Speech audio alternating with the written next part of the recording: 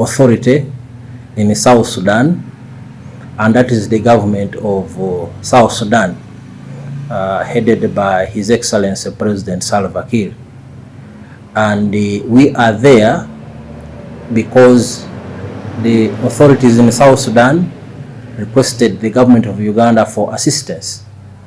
And President Yoweri Museveni, who is a long-time Pan-Africanist and who has really stamped a very serious mark on peace and stability in the region, responded positively. And that's why we are there. So there is no alternative. It is the legitimate government of South Sudan whom we are dealing with, and there is no point of saying we are taking sides. No, these are the authorities in South Sudan. They requested their neighbor for assistance, and the neighbor has responded positively. The situation was developing very dangerously, and the chances of outright violence between the different political and military forces was on the verge of full breakout. These tensions had been simmering for months and weeks, which had culminated with some more ministerial and other senior government official sackings and so on. There were threats and counter accusations by both sides, and the reports we have become privy to suggested that the opposition forces were mobilizing a military operation. So basically it was on the verge of breakout of full military hostilities, and our intervention was a timely one and to prevent that situation, because we have been there before in 2013 and the results were horrifying, because close to 500,000 people were killed in 2013, and for the ensuing 5 years millions of people were internally displaced. Many fled across regional borders into Uganda and other neighboring countries, and it took a lot of effort by regional international players for these contending political forces to come back on the negotiating table in peace talks which were held in Addis Ababa, Ethiopia. And they are where they are because of those concerted efforts. Now, it would be really frustrating if those efforts were to collapse entirely. And that's what we wish and pray that doesn't happen, not only for the sake of the people of South Sudan, but for all of us, Uganda and the region. We need to ensure that trade remains active among our people. The people of South Sudan are our brothers, and it's in our interest that we continue to strengthen that bond between the peoples of the two countries, but also to ensure that our region doesn't keep falling back into violence, cycles of violence. We want a stable, peaceful, and economically prosperous East African region. Of course, with the tensions high in the air, especially before we went in, it was a very worrying development, and people were rightfully concerned. In fact, foreign nationals from many of the countries in Europe and North America, the United States and Canada, evacuated their nationals. They came here in Uganda to Entebbe, and others proceeded to other places because of that emerging security threat. So we are Ugandans, but with our presence there now, it has brought in some reassuring and encouraging development for people doing their business, Ugandans, Kenyans, and other nationalities, but also the South Sudanese themselves. So for now, as it stands, the situation is relatively calm.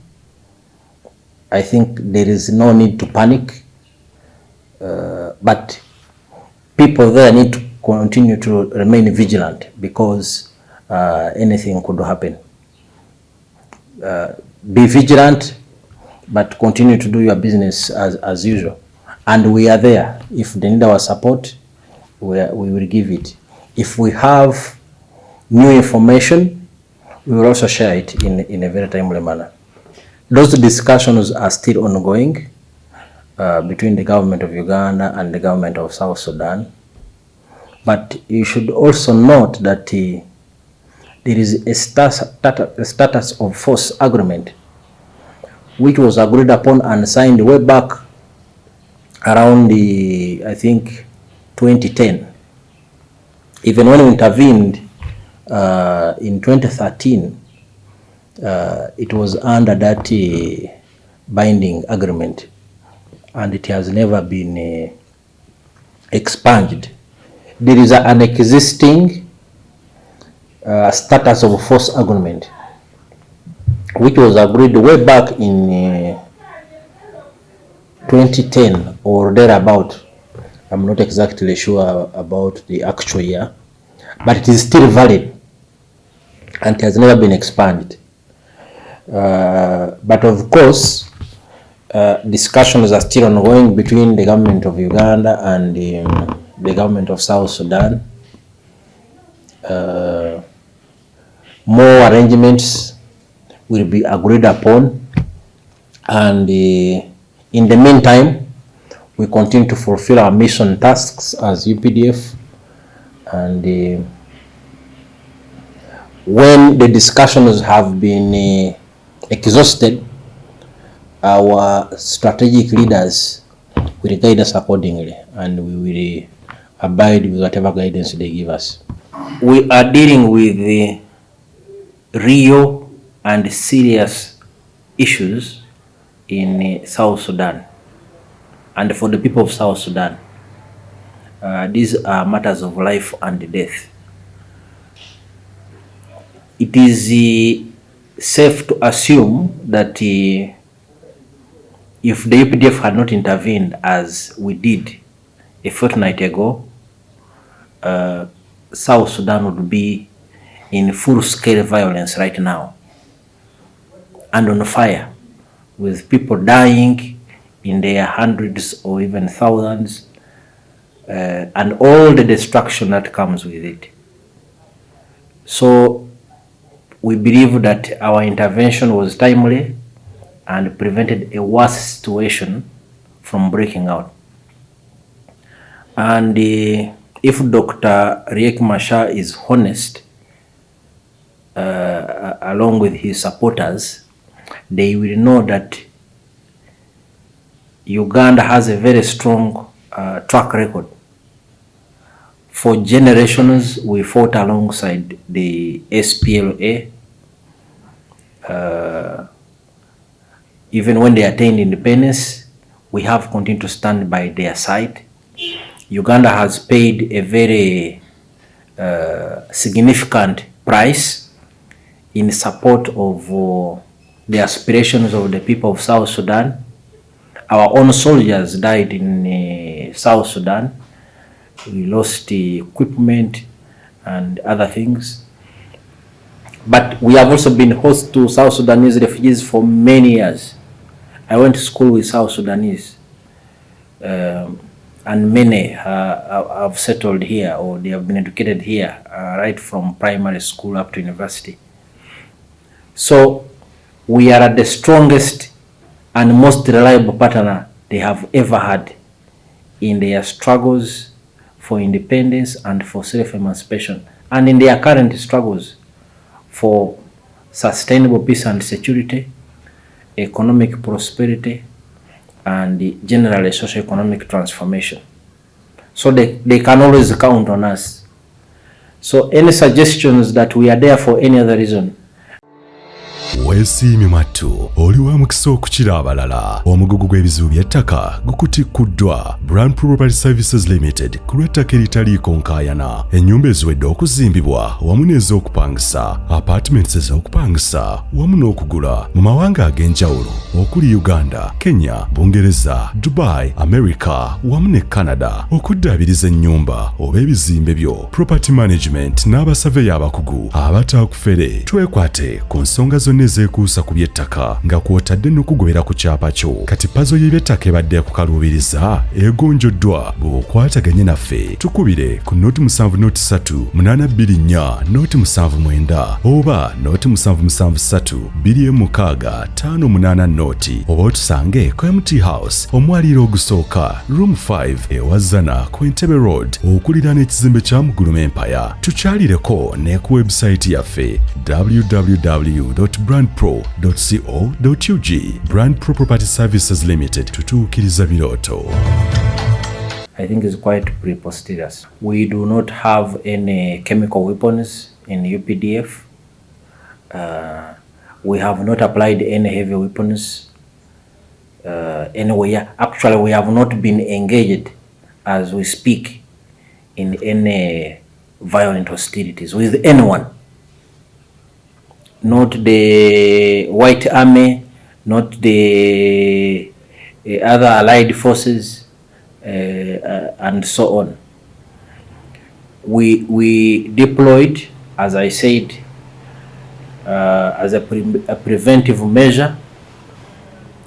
We are with the SPLA government force alongside us, and it's the legitimate force, military force in that country. So our presence there has been a deterrence, and so far we have not been drawn into any direct confrontation with anyone, and we hope that it will continue that way, because our overriding interest is to break that cycle of violence which for so long has broken the hearts of people in that place. There is no basis or truth in those allegations. I think Dr. Eyenkya is driven by other ulterior motives. For starters, he is very irritated and does not like the presence of UPDF in South Sudan, because probably he thinks we stand in the way of his own personal ambitions, which is, I think, quite unfortunate. The ambitions of the people of South Sudan come over and above any individual aspirations or ambitions.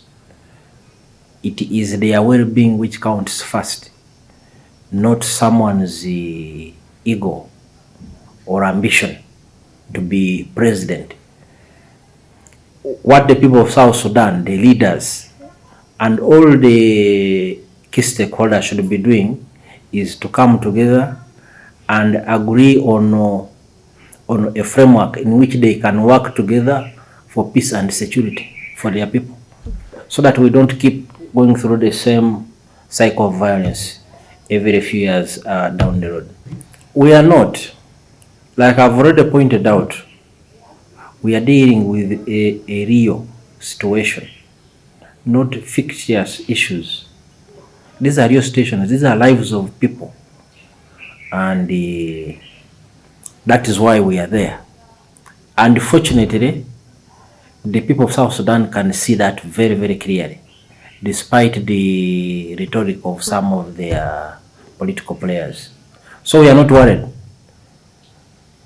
International organizations like the UN have an obligation to ensure that there is peace. They are meant to be arbiters to resolve local conflicts, or indeed even international conflicts. So if there are other players, and of course there are other players, and they are playing a constructive role, we have no problem with it. But we also have our own role to play to ensure that the people in South Sudan, for the reasons I've already well elaborated upon, continue to live in peace and harmony and pursue their individual and collective interests so that they do not keep running around.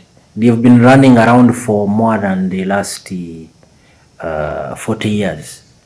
And I think it's about time that the people of South Sudan settle down and concentrate on serious development issues that concern their country. What I've explained, we are transparent. Whatever we do it in the open. There is nothing we are doing behind closed doors that the world does not know about.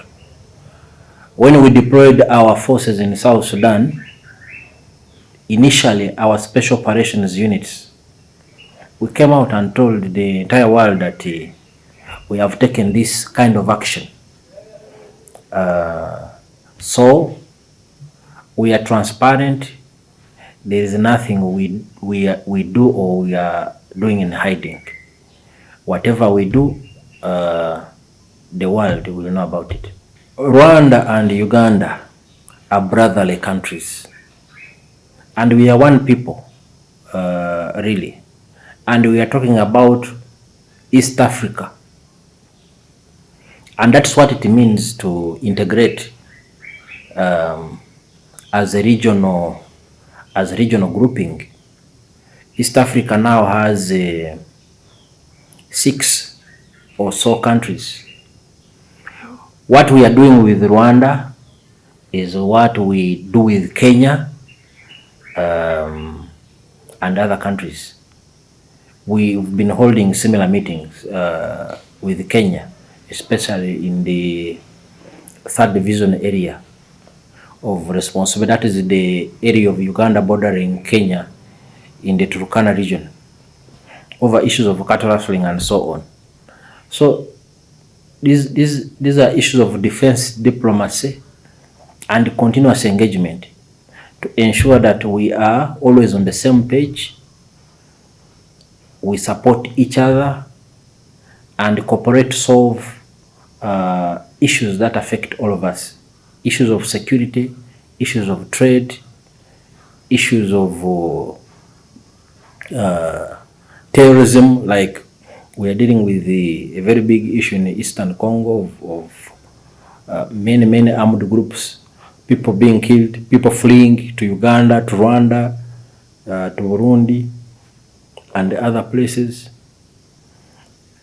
So our relationship with Rwanda is very healthy, and it is going on just as it should be. It is unfortunate that there is a time, or there have been moments in our relationship with Rwanda when relations grew a bit frosty and there was misunderstanding. But those issues have since been harmonized. And the most recent case was in 2021 when General Muhoozi, the current CDF UPDF, but that time in his capacity as senior presidential advisor for special operations, managed to intervene using his personal initiative and resolved whatever difficulties were there between Uganda and Rwanda. And now our relationship has grown again. It is normal and it's going on well. Abalungi abatuuliriza era abatulaba olunaku olwaleero tuchaddeko ewa Sheikh Asiraf Dembe. Sebo sanyusa okubalaba amannya agange Yezeseeka Asiraf Dembe akola ku bizibu by'enjawulo. Omuntu singa aba alina ebirwadde tumusomereddwa, tumuwa amazzi ga lukuya nga bw'obadde ogalaba, tugenda abantu ku kyoto ne twokya emizimu emibi egibabaamu n'okulomba edduwa. Abantu singa abeera ng'ali wano atuuse sobola okumulombera edduwa, ne waba atatuuse nga mpadde amannya ge naye ng'ali wala. Naneetaaze nze enamba yange yeeno eri 0701763711 nammwe bannyinaffe abali ebweru oyagala okuba nti oyagala okulombera ku ddwa ng'olina ebizibu viza zibuze amaka gakolongotana sente zikola zimpita mu ngalo ojja kumpeereza ekifaananyi kyo n'amannya go ebyo byokka bijja kummala nja kukulombera edduwa ojja kutereera olunaku olusembayo mu mwezi mba n'edduwa eyawamu ffenna n'abalwadde bange abakadde n'abapya. Assalamu alaikum warahmatullahi wabarakatuh. But we thought this would be the appropriate forum to have it so that we can agree on issues without involving the entire parliament. But as a committee, we should have answers. When you come, our guests, we appropriate, you go back, and the image we see, it doesn't spare the chairperson of the committee. I think he tried all his diplomacy, but he was being pulled into the issue to explain and why he's not calling a special meeting with you. So, Mr. Chairman, on those two aspects, I thought we should have some remarks so that we don't proceed business as usual. But last one, the UPDF, sir, and why we really wanted the CDF to be present, is to bring to his attention the running away conduct and behavior of the UPDF. With me, Mr. Chairman, I beg to table, there is right now an ongoing operation in Remiaga, where one Major Brigadier General Ashande is holding a campaign at Remiaga Playground. Tomorrow, there is the school, primary school of 600 pupils and the secondary of 500 people, students. The office of the president has advised him to postpone the event to a public holiday where school is not on, or to shift to another venue. But as I speak now, we have a letter from the office of the president, signed by the secretary, office of the president, has been defied. There is a letter of the RDC, Deputy RDC Sembabule, also guiding on the same, has been defied. The army has deployed from Kachiri at the venue and at Kasunga for this operation. As I speak now, trucks of soldiers were loaded. And what operation is that? To launch the so-called liberation of Remiaga. This is how they've called it. Launch invitation, Brigadier General, retired Rwashande. So he's retired? Yes, but I hope you are, hope it is. He's still, yes. Ah, okay. That one I agree. For Remiaga Liberation Party. But in spite of the guidances,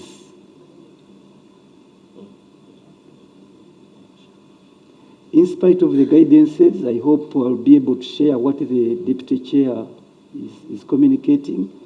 In spite of the guidances from the responsible officers, UPDF has been deployed at Remiaga Primary School and at Kasunga, at the venue to enforce what he has been told to desist from. Now that you have the Deputy CDF, there is a blatant takeover from these events, Mr. Chairman. I beg to report that incident before the responsible officers. Forceful takeover. You see, don't interrupt the school calendar. You make a weekend, a Saturday, one day, or go. Instead of responding to that, he has deployed the army. So, what is happening to this country, Mr. Chairman? And the responsible officers have communicated the same, and I beg to table the same, Mr. Chairman. I beg to table the same for you and for the officers. Okay.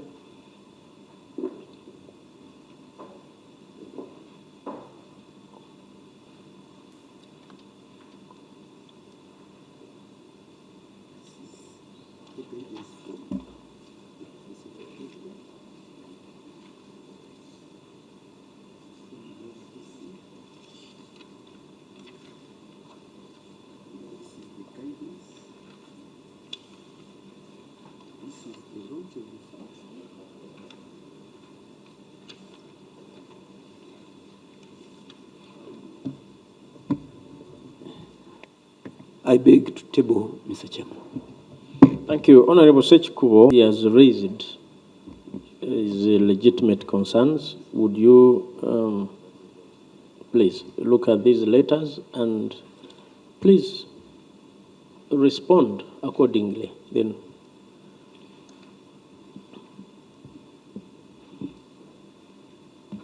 I think I have a very difficult job to do responding to this, but since I have the army leadership here, they will help me do this even much better. Answering about the retired General Emmanuel Rashande and whether he's still within their control and command and control, and whether they have deployed. So those are questions that and if so, whether the leadership, you are aware of that. The Deputy CDF, that's why you are paid to defend the army and the country. Do your part, sir. Honorable Chair, first of all, I want to thank Honorable Sekubo for raising these issues. This is not the first time he has done it. I remember last time when we were here, 3 names came up. Brigadier General Rashande, Major General Katirima, and I think and Brigadier General Mujenya. Honorable Chair, we sat and sorted that out. Yes, with him together, with the Honorable Sekubo.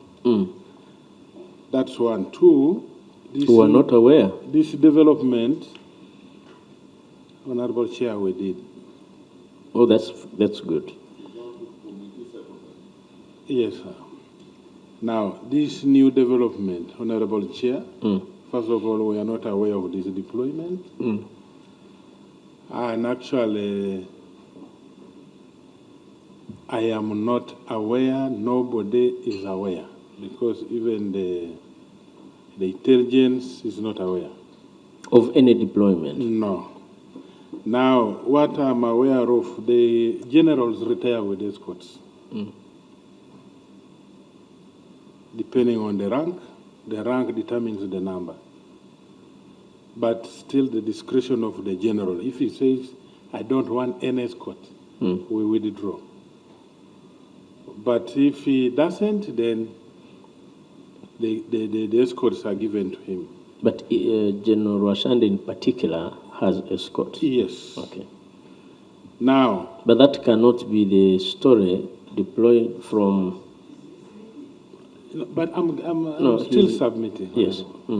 He has escorts. Now, you have mentioned about 3 places where soldiers have been deployed. Honorable Chair, I want to promise this committee, this House, that we are going to establish this, and we shall get a solution to it.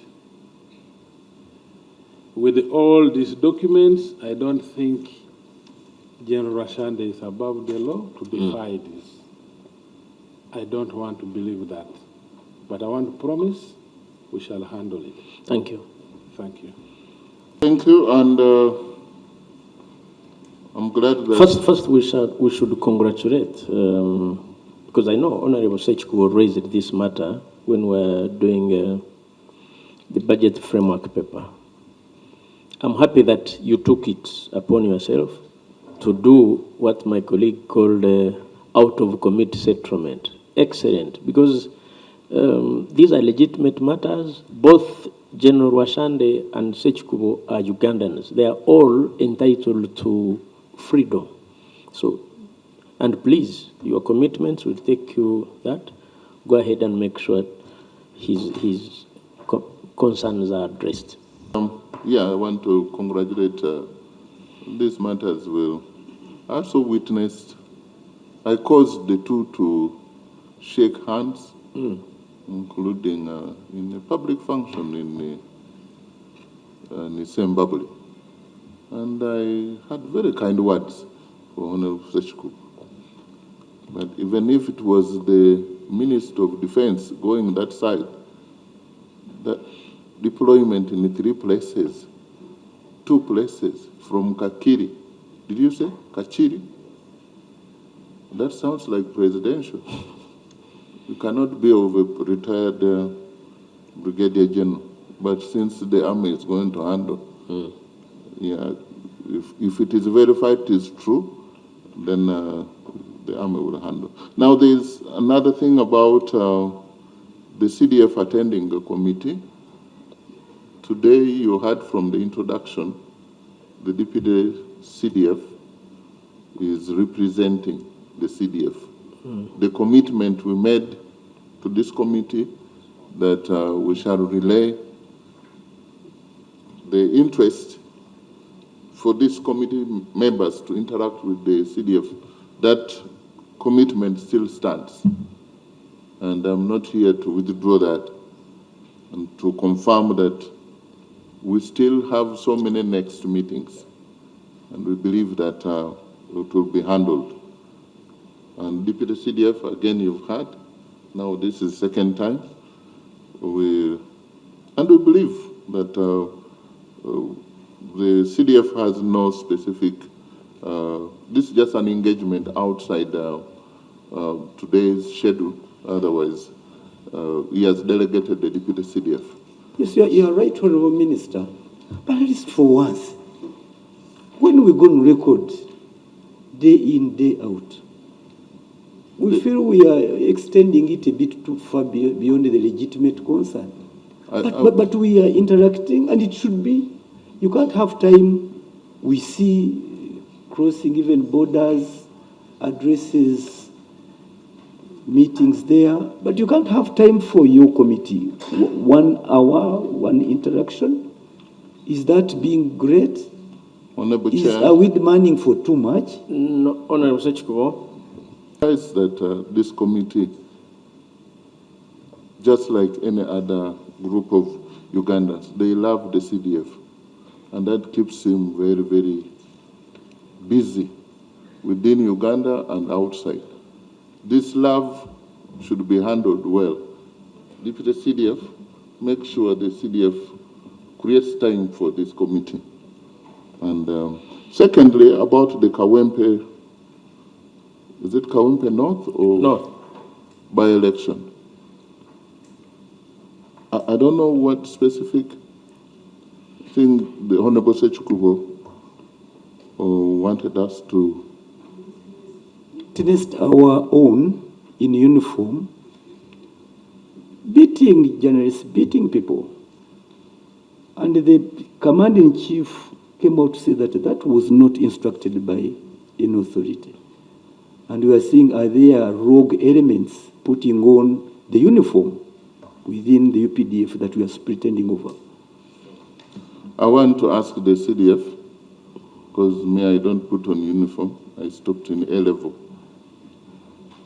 So you speak for those who put on uniform like you. Honorable Chair, allow me to take this opportunity to officially apologize to this committee. We are very sorry. We saw what happened. It was purely operational mistakes. Operational mistakes. Good. That is not our doctrine. But out of 1,000 people, there are those who cannot control emotional quotients. When provoked, somebody overreacts. That occurred out of provocation, but it didn't warrant that degree of reaction. We saw it, and we took action. People were arrested. A committee was constituted to investigate. As we speak, they are in jails, and the investigations are going on. And we shall punish them. There is no escape, no shortcut. But once again, we apologize. I think we congratulate you on that. Yes, sir. I can tell you, as a committee, we congratulate you on that. That reinforces the understanding that this 11th Parliament and the Committee of Defense and Internal Affairs has, that the mighty UPDF is professional to the hilt and carries that and a jewel both at home and outside. Please keep it up. Make sure it comes to a conclusive end so that it's not repeated. Thank you. Can we move? Chair, I wanted just being honest. That is what the country has been waiting for. And it is our prayer that it eventually comes to a logical conclusion. Let us keep the name of UPDF like it has been. Thank you very much, and we pray that justice be done. Wonderful. Honorable colleague joined us first. Responsibility. Now that the Deputy CDF has, in his wisdom and being a patriotic Ugandan, stated that those were operational mistakes, I think when they sit in their cabinet, they should actually advise fellow ministers not to mislead Ugandans and say what happened in Kawembe was not actually torture, but someone just saw an antenna. A minister says an antenna. It wasn't a stick, but they were carrying antenna. Those were antennas. So I think to help this country, we should also behave the way the Deputy CDF has behaved. People who hold the responsible offices should speak responsibly. Thank you. That has been put to rest.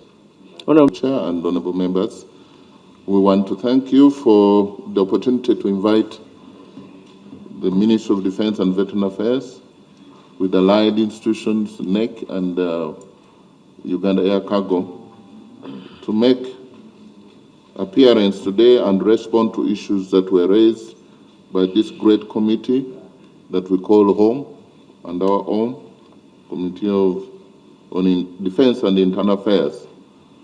And to do this job today, present the ministerial policy statement for 2025-2026. I've come with a team of experts, of office holders, responsible people, including seeing a Deputy CDF in uniform apologizing. This is a unique a general, 3-star general apologizing. That means a great deal and gives hope to this country. That where we are that's going. Why we congratulated him and the UPDF. So now to help me do this with the money matters is the accounting officer herself, who is representing the PS. And I want to invite her to, I tried to put on the specs, but I can't see the figures very well. She will do this very well. So, Madame Buturo, please. Nze Hajja Ashraf Simwogerere, omuwandiisi ate era omuzanyi w'emizannyo. Mu bitabo by'empandiika bikwatagana ku bulamu bwaffe obwa bulijjo nga buyita social, political and economic. Oyinza okusoma ebitabo byange nga otusinkana ku WhatsApp yaffe eri 0756 12 65 15 nga osobola okusasula omutwalo gumu n'ekitundu buli mwezi. Waliwo comments oba emitwalo ebiri nga omutali comments. N'awalala oyinza otusinkana ku Amazon ku Simwogere Ashraf Kindle. Nkwaniriza nnyo otusinkane, era n'ebitabo byaffe osobola bifuna hard copies okuva ku Mukono Bookshop oba okulagiriza ku WhatsApp namba eyo oba enamba yaffe eyo gye nkuwadde. Nkwagala nnyo. Being a member of parliament representing. Okay. Thank you. But thank you for that. But you're also welcome. Thank you, Honorable. Yes, I'd finished clothing. We're going to the maintenance of equipment. Item is 71.2 billion shillings. Rise covers maintenance of aircrafts. Adequate maintenance lengthens the asset lifespan, Chair, and lowers risk of breakdown and increases efficiency. Travel abroad is another item with a big shortfall of 4.2 billion shillings to cater for mandatory travels, regional obligations, and these cover regional obligations, pre-shipment inspections, training, medical, and diplomacy. So, sir, our travels abroad, that's strategic with this big shortfall, which is going to affect all these areas we have mentioned under our remarks. The subtotal in this item of logistics is 541.8 billion shillings. Required, yes, is 541, and the shortfall, net shortfall is 285.2 billion shillings. Number 3 is maintenance of classified assets, Chair and members, and this has got a shortfall of 101.1 billion Uganda shillings, required to ensure managing, securing, and preserving of high-value assets to ensure longevity, operational efficiency, and security. The next item is capital development. Capital development, Chair, covers a number of areas, one being infrastructure development.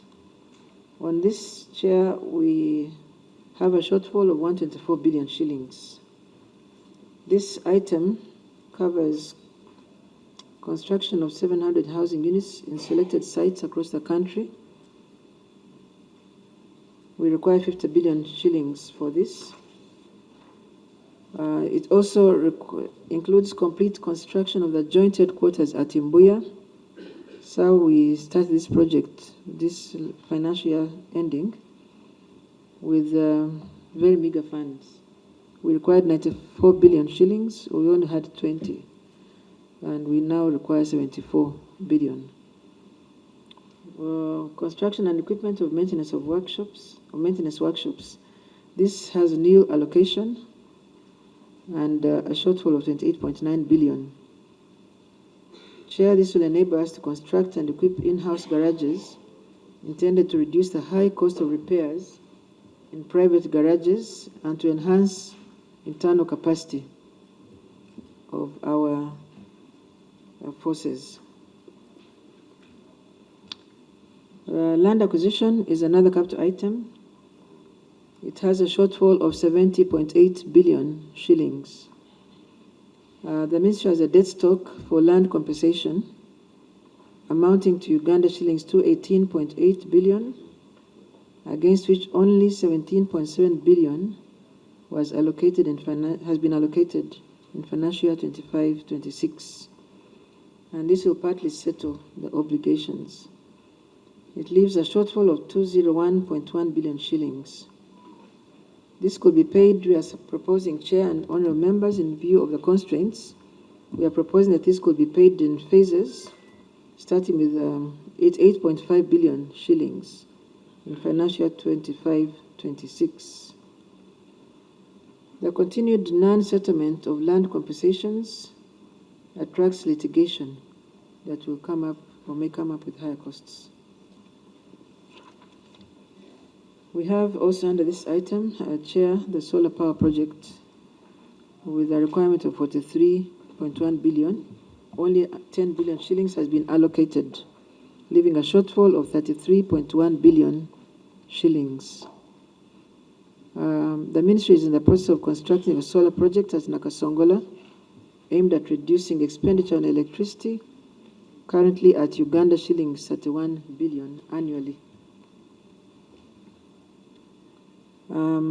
Item E is UPDF-owned water supply sources, and this is 11.5 billion. Chair, we are in the process of developing these sources using our GS brigade, as we shall be informing the committee later. And 11.5 billion is in the initial phase, the short-term implementation phase. The subtotal for this capital requirement, Chair, is 347 billion required, 0.6, and a shortfall of 268.3 billion Uganda shillings. Next item with a shortfall is operations. This is a thematic area, chair of special operations. We've got Operation Shuja with a requirement of 140.3 billion shillings, with just 26.3 billion as an allocation. The shortfall is 114 billion shillings. The UPDF continues to undertake operations in the DRC against ADF. And this additional funding requirement will cater for top-up feeding, medical, administration, fuel, and maintenance of equipment. The next special operation chair is Usalama kwa Wote. This is Karamoja, with requirement of 46.8 billion shillings. The shortfall we have there is 23.1 billion shillings. And the UPDF continues to undertake chair operations in Karamoja sub-region. And the requirement here in the shortfall is to cover top-up feeding, fuel, maintenance of equipment, CIMIC activities, and operation funds. Operation C is a new one in South Sudan. Mudenzi kwa Kimia, 39.1 billion shillings is required with no allocation yet. And this requirement is to cater for operational and logistical requirements for South Sudan, the South Sudan operation. D is election security, chair. The PS explained last time the significance of this for this committee and the whole House. And we are reporting, chair, that we have nothing at all yet allocated to election security. This requirement is to cover logistical and operational requirements. So the EPDF, in support of other agencies who are responsible for election security, pre, during, and after the 2026 general elections. This will be in support of Uganda Police Force. The subtotal shortfall here on this item, chair, is 314 billion, 0.6 Uganda shillings. Number 6 theme is our production arms. This is one Uganda Cargo Corporation. Chair, we've been talking about this every year since Cabinet gave this directive. This is only phase 1 in the strategic plan of Uganda Air Cargo, 381 billion, 0.1 Uganda shillings. And this is to cover phase 1 of implementation of the strategic plan of Uganda Air Cargo. Number B is National Enterprise Corporation with a shortfall of 6.1 billion shillings to address research and development under Luero Industries and the shortfall on the headquarters of NEC. Number C under this is equipment for food and feed program. The Food and Feeds Program, chair, is a national program where we're tasked to contribute towards food security. We have no allocation, unfortunately, although we have been performing in this area. And the main allocation, chair, is on equipment. You may recall, chair, that this was a matter that Ministry of Agriculture and was supposed to cater for. We were told, go and start, the equipment is coming. It is now so many years down the road and there's no equipment. So it has had a toll on the budget of the Ministry of Defense and Veteran Affairs, but has also helped us, this program, to cater for feeding requirements for the forces. We shall also be talking about that achievement later. So the total here shortfall is 541.4 billion shillings. Honorable Chair and members. Under the theme Policy and Administration, Chair, we have got a number of items that with shortfalls. One is the management of veteran affairs, and like you said, sir, this is a very critical item for the welfare of our forces as they transit into back to civilian life. We have a shortfall of 19.2 billion shillings, and this is required to support veteran welfare programs across the country. We also have Another item, Chair, we presented on compensation of ex-combatants of West Nile sub-region. We require 21 billion shillings for this, and no allocation has been made. So I recall that we previously had 26 billion shillings as a requirement, but only 5 billion was allocated last financial year and paid, leaving 21 billion shillings as an outstanding requirement.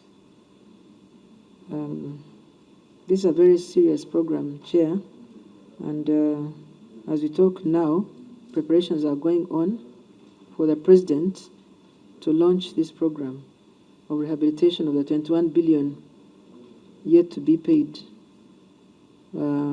ex-combatants, basing on a commitment that was made at the launch by the Minister last year. We were very sure that we were going to have this money, and that commitment was taken very seriously by the people in West Nile. And we are preparing what they are calling a peace event, which is being launched on the 11th and 12th of April, a few days from now. So this budget, sir, has got a lot of expectation behind it with the undertakings by government. The other item under policy and administration is upgrade of our IRMIS system, Integrated Resource Management Information System, which will also include logistics as a new item. Now, on this, Chair, we have no allocation, and the shortfall is 40 billion shillings. This is required to upgrade the IRMIS, the current system, and to also host the logistics and pension management functions. Chair, we are officially the pension authority following the change in policy that transferred this responsibility from Ministry of Public Service to Ministry of Defense. And this is a critical item, Chair, because this pension function was being hosted by the IPPS system at Ministry of Public Service, which is soon closing down, and after transiting to the HCM. HCM is okay. The new system that took over from the IPPS, and Ministry of Defense is not a member of that system, because the understanding was you are transiting to the pension management system, and therefore all the functions, pension and gratuity, will be hosted at the Ministry of Defense and Veteran Affairs. So failure for us to transit to the pension management system and being cut off from the IPPS means we shall have no pension paid to the forces until that system is facilitated, the pension management system. It is a straight-through process from recruitment to exit, which is an improvement on the current IPPS, which was receiving pension at the tail end at retirement only. So this is right from the salary to the pension exit. Chair, we require 40 billion shillings for this as a very critical requirement. Otherwise, we shall have no pension paid once the IPPS goes off air. The other item is third-party compensations and court awards. Chair, we require 70.4 billion shillings. Only 2.8 billion has been allocated, leaving a shortfall of 67.6 billion shillings. This is intended to settle third-party compensation whose non-continued settlement attracts interest and litigation. And we are going to end up paying much more than we're seeing here. Electricity has got big arrears of 138.1 billion not paid. And the reason we have a big shortfall of 143.8 billion shillings. The other requirement in this shortfall is the annual consumption of 5.7 billion shillings on what has been allocated. Water, 43.7 billion shillings, has got an allocation of 12.8 billion only. leaving a shortfall of 30.9 billion. The shortfall is intended to cater for domestic arrears of 16.8 billion shillings and the annual consumption of 14.1 billion, which has got that shortfall.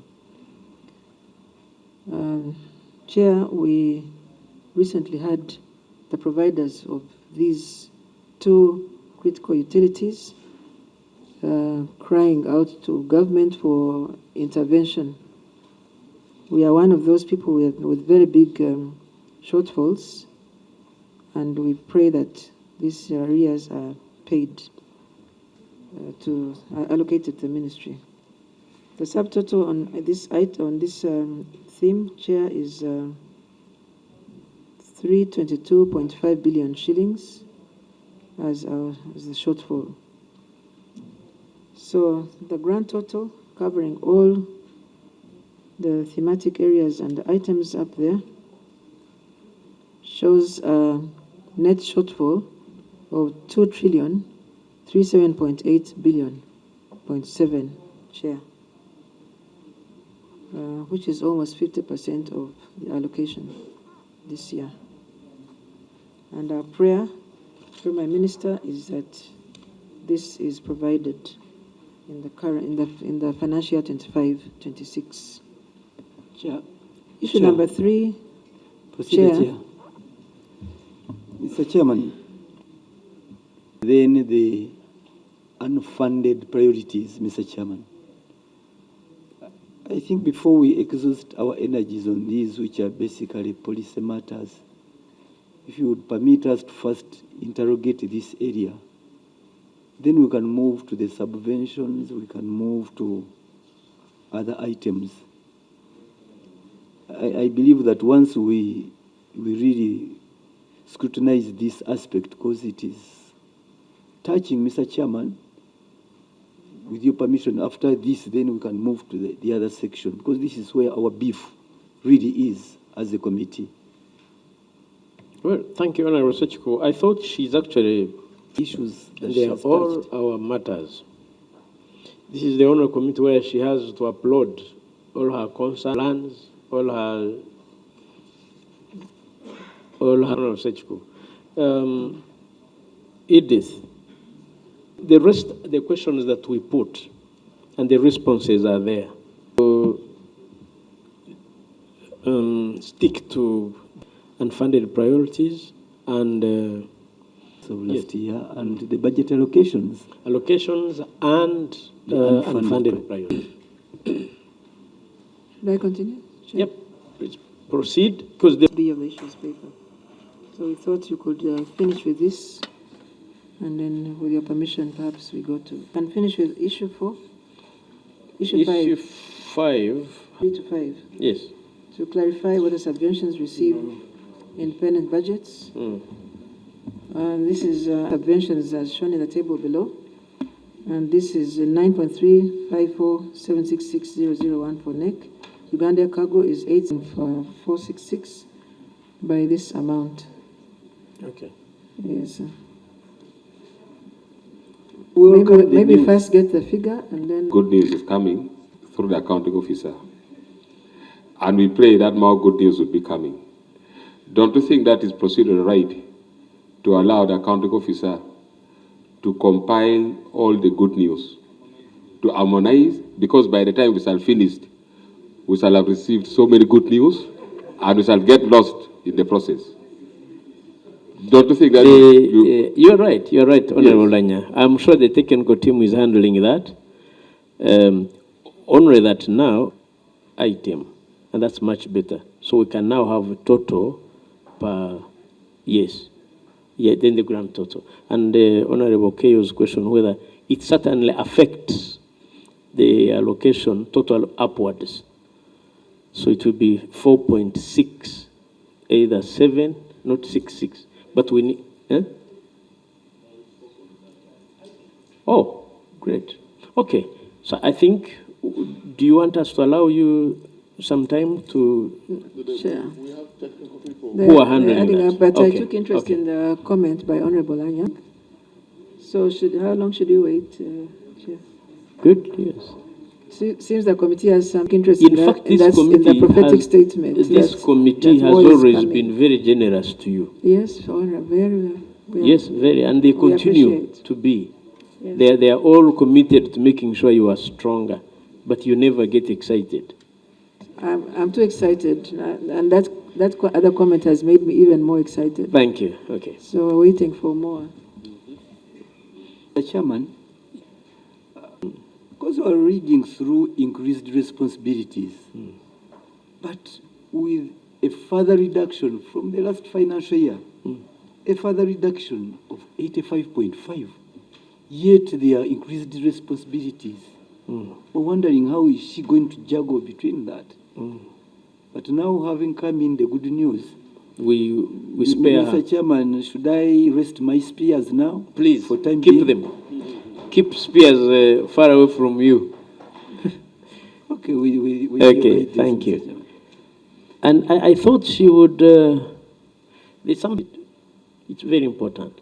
If we invest in something, what are you going to save? You may not generate NTR, but save. With your permission. Honorable Chair, I just wanted the veterans.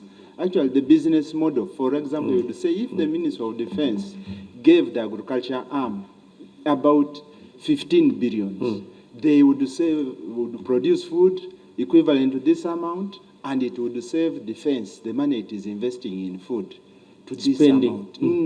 That is what we want. That agriculture, we inject 20 billion in you in Nakasongola to produce grain, which eventually you sell here. That would convince Minister of Finance to give more money. It would also be good budgeting. Thank you. Honorable Sechi.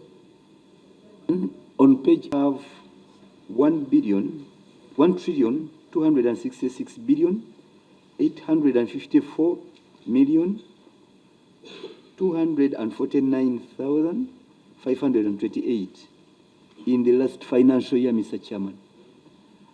And now the approved budget is the same amount, 1 trillion 266, the same amount. And yet once you go on page 9, you are seeing that we have recruited 10,000 recruits.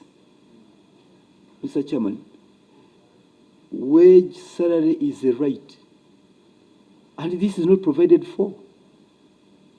How do you intend to go about this?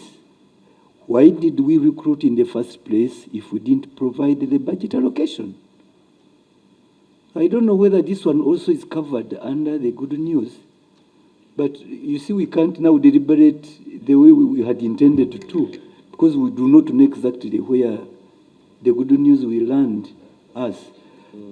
But by this, Mr. Chairman, with your permission, it is something we can't gloss over.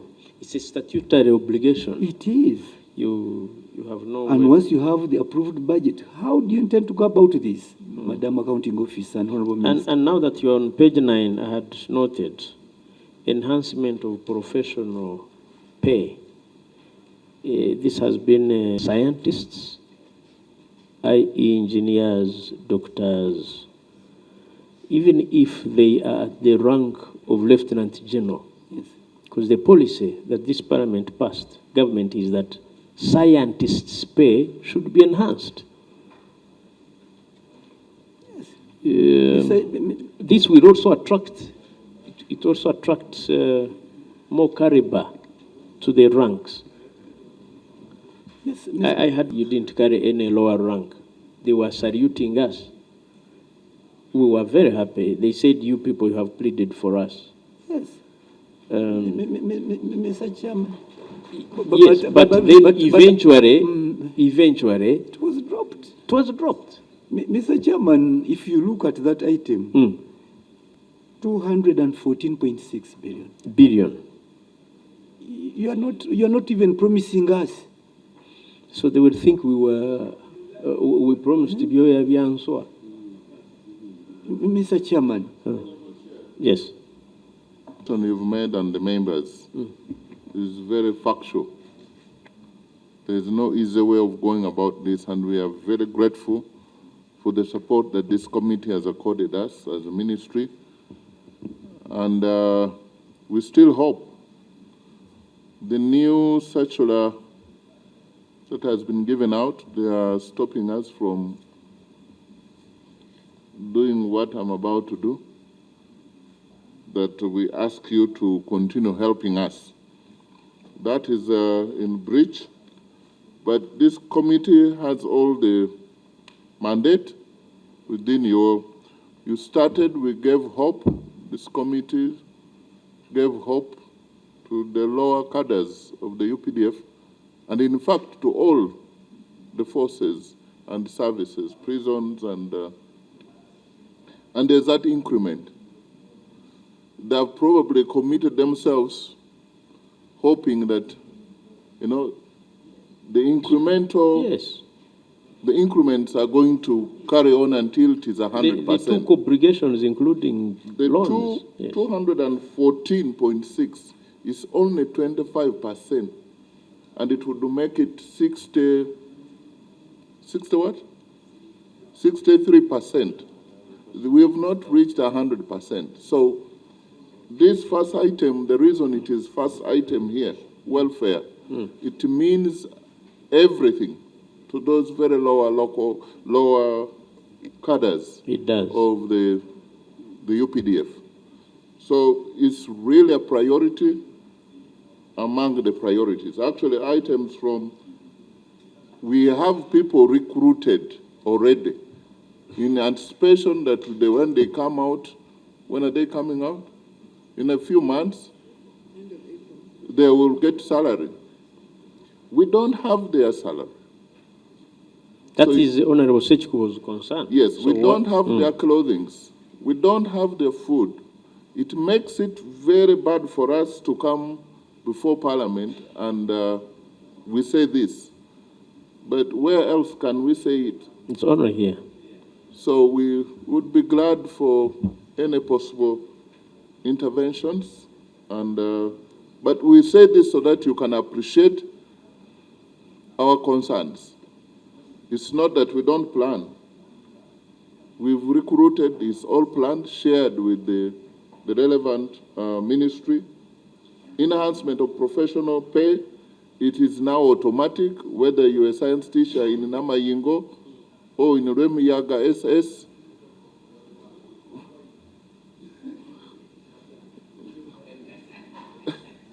Yes, either in Yorua, it is all, and that applies to all who serve in public service, civil service. So the soldiers should not be paid any less. But Honorable Minister, the only best news that I want to hear is not whether you have acquired Sukhoi 57, which is necessary, by the way. It's a strategic facility asset. But it is whether his pay has been enhanced. For them, what they have in this budget, 2025, 2026, is whether, one, what we promised has been catered for, Honorable Minister and the Permanent Secretary, whether what we Parliament promised has been catered for. Once you do that, the rest are like icing on the cake. There has to be a cake first. Thank you. Honorable Chair, this committee can also interface with the Minister of Finance because there was a commitment that this could be done in 3 financial years. And on the basis of that, that's why we are hopeful that we don't know whether we've not said it well, but you can also interact with the finance and ask them about this commitment. Chair, Honorable Minister, I wanted to, earlier the accounting officer put our operations in South Sudan, and she says that the required logistic needed or resources needed is about 39.1 billion shillings, and the money is not available. And our soldiers and the UPDF is in South Sudan already. So how are they managing without resources then? It's very true. We hope that part of the good news is going to be helpful in, and honorable members, to come to Ministry of Defense, UPDF, is completely very unique, because you never get to know when war is going to break out. We are in this room here. We don't know what the message room is channeling. So planning strictly, it becomes a problem. So we never envisage that there will be a time we shall go to help in our neighborhood. So we need your understanding. But I believe also now people in finance, they have understood. And we want to thank them. Most times the PSST and the ministers, they do.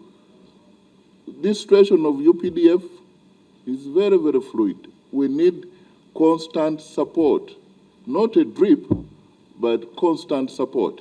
Excuse me, Mr. Chairman. Mr. Chairman, what the deputy asked, now the deployment is done. The UPDF are already in South Sudan. And from here you are saying we don't have money, about 39 billion, to cater for those people. What the committee want to find out is, where are you getting the extra resources? Since they are now in South Sudan, and the operation is already on. Where are you getting the resources from to maintain our soldiers in South Sudan, the operation in South Sudan? First of all, Honorable Chair, allow me to thank Honorable Olanya. He's the immediate neighbor to the Republic of South Sudan. And he supported fervently. And he's the one who spoke for everyone in the House, because he knows what it means to be to a neighboring country which is not stable. I want to thank you for that. UPDF is very creative. They could have carried their small food rations, but we thank the Minister of Finance that right now 60 billion has been sent and 39.1 will be covered. We will be able to cover the operation in South Sudan. That is now good news. Yeah, that's good the news. concern of honorable colleagues is that while the UPDF is at home, they are very well catered for. We need them to even shine while they are away, so that they can keep us safe home and away. That advice and observation is well noted. Thank you. Chair, Honorable in Rwanda, I mean in Congo, indeed, UPDF had no budget at that time when they deploying.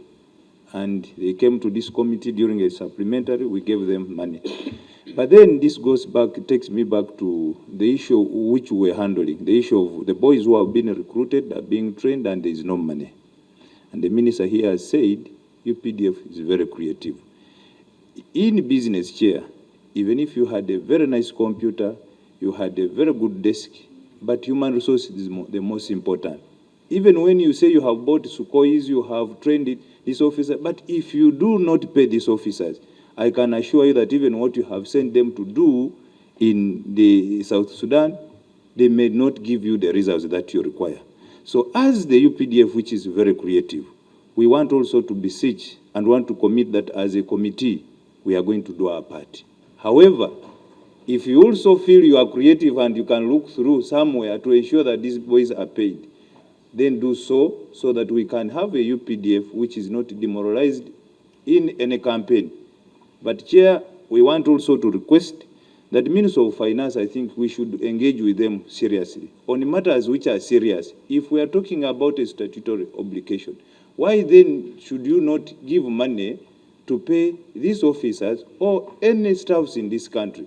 Because you will not get results if you do not pay. We are here because we are sure that at the end of the month, we shall sign something and take home. But imagine these are officers who are not even paid very well, but you cannot even pay the little that they are supposed to get. So I think, Chair, like they have said, as a committee, we should be very serious on this, that the Minister of Finance finds money to pay these officers. I thank you. Thank you, Honorable Sebi. And it is still an emergency. But when you look at the page 10, and you are saying medical equipment for the UPDF National Referral Hospital, it does not concur with your submission, because this hospital was begun a long time ago, and you knew that you would need equipment. I have ever been a deputy chair for health. When Minister of Health is planning to construct a Center 3, it goes in tandem for the staff, for the equipment, and for the supplies. Now, this construction might have taken like 3 years or 2 years if it has been faster. Now you are here, you are saying you do not have this money. How did you plan? Because it has been a long time. For Sudan, we can agree. I've been looking at all these items, the unfunded and the underfunded. Is it intentional for you to because very important issues not funded, very important items not, put, the money is not there. How do we, prioritize our issues? That is my major concern. Thank you, Honorable. Thank you. Yes, Honorable. Yes, I'll let him. Few concerns, and these are purely related to budget. One, there is a second budget core circular, which was raised or written on 13th February 2025. And Mr. Chairman, there are some funds that were added on to Minister of Defense budget. To be in particular, there are funds that were reinstated. That was to the financial year 2024-2025. And this budget was for food for UPDF, the 172 billion, and the defense equipment project, the 130 billion. Accounting officer, I have gone through your ministerial policy statement. I have not seen this money reflected anywhere. We need to know where this money is reflected. Secondly, and it's related to the same, there is a project code 181847, and this is construction of 20 something Nakasongora solar power project. And this power project was given 28.6 billion. Now, referring to your submission, you required the Nakasongora project you required, was it 43? 43 billion. And in your budget, you have allocated 10 billion. Now, additionally, Minister of Finance has again allocated you 28.6 billion. This does not relate to your submission. And again, I have also scanned through the ministerial policy statement. Where is this project coded? I've not seen it anywhere in your budget as a project. Yet it even has the project code. But in the ministerial policy statement, it's nowhere. Mr. Chairman, when you go to page 70, no, not page 73, on the summary of their budget. When you go to the summary of the defense budget, that is page 41, there is this item 229, inventories, where it has been allocated 8 billion.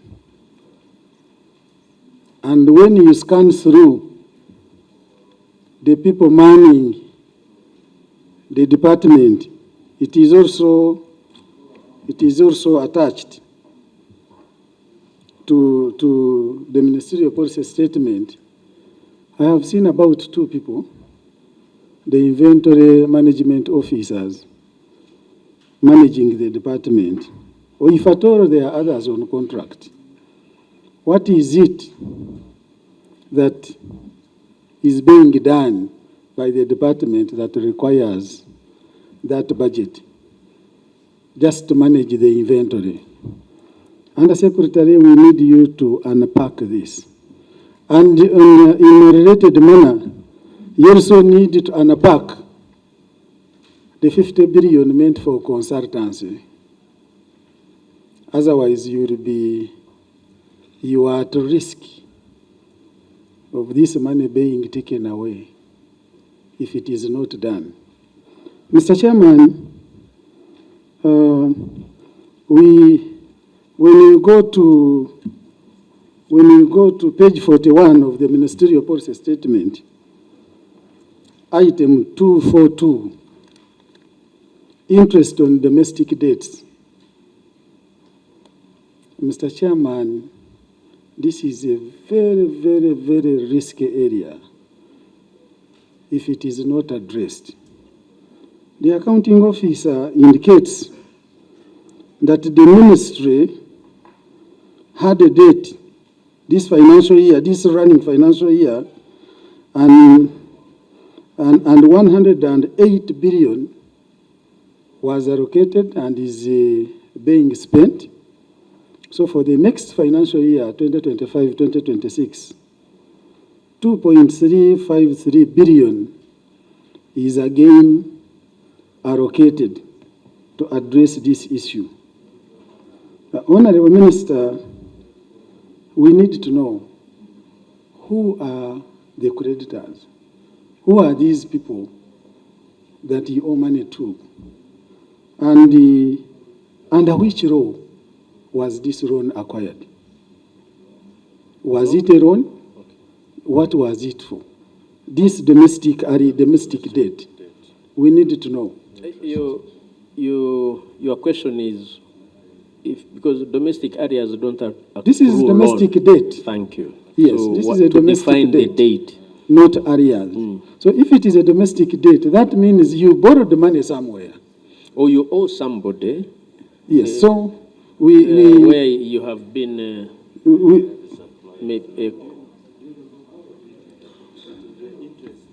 no way it attracts interest. Yeah, and you can imagine it is even interest. In fact, this is interest. Yes, it is interest. And lastly, Mr. Chairman,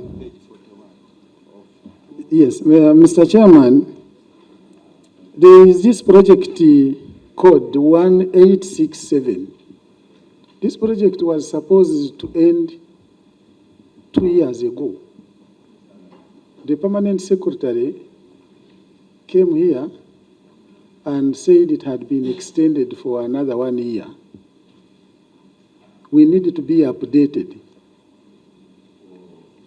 Is it endless extension or it is ending this next financial year?